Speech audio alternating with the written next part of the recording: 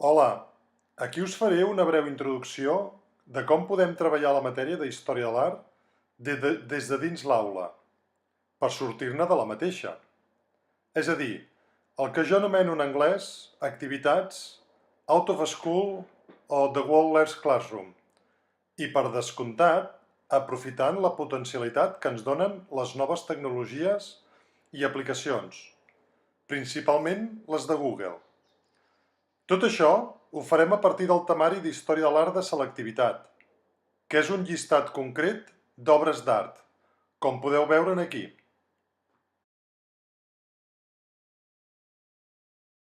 Ara us mostraré algunes de les coses que podem fer, com per exemple anar a un lloc concret on podem trobar l'obra, per exemple en aquest cas, el Partenó.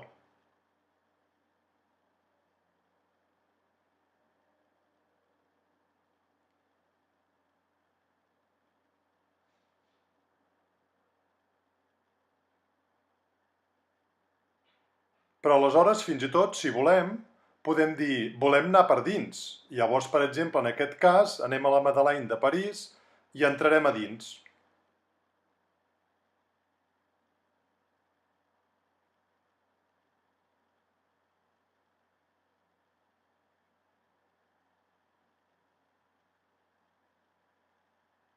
Fixeu-vos com ara entrarem a dins del mateix edifici i podem voltar per ell, endavant, endarrere o com vulguem.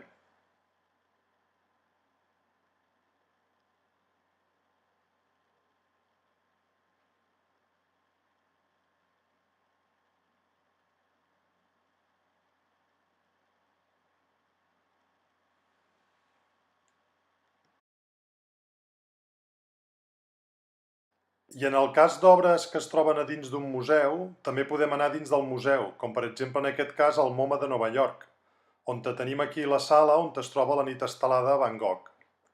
Però per exemple també podem anar al Museu Nacional d'Art de Catalunya, on per exemple aquí podem veure la Vicaria de Marià Fortuny. Però en aquest cas anem a l'altra punta del món i ens en anem a l'Hermitage de Sant Petersburg, on podem veure l'habitació vermella de Henri Matisse, en la qual podem no només veure l'obra a la sala, sinó també podem veure altres obres del mateix artista. I a més també podem veure que tenim informació al respecte i al voltant de l'obra, com podem veure ara mateix.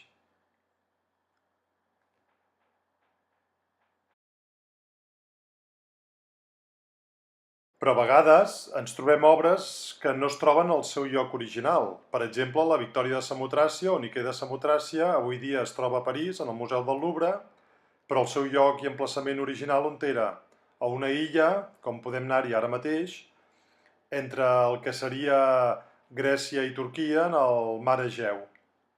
I fins i tot en aquest cas, doncs, si una mica agafem una certa distància, podrem veure millor la seva situació geogràfica.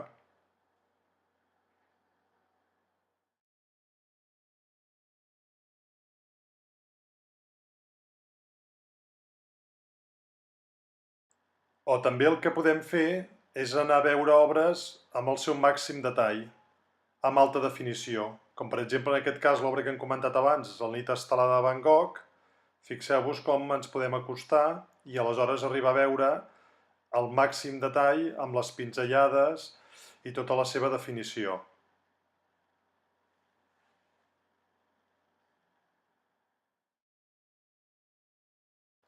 En resum, a partir d'aquest índex per blocs artístics que podem veure aquí a l'esquerra, ens podem endinsar en cada una de les obres i a partir de les obres tenim tota una sèrie de links, amb tot el que hem anat ensenyant i molt més.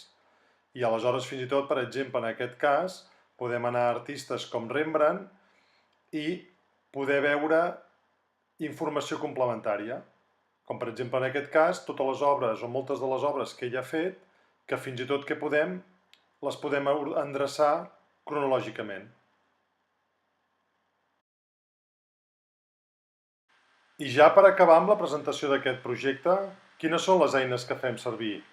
Doncs fem servir Earth, Maps, Tour Builder, Street View, Arts and Culture i tot posat en un Google Doc, en el qual estan tots els links direccionats cap a les webs en qüestió.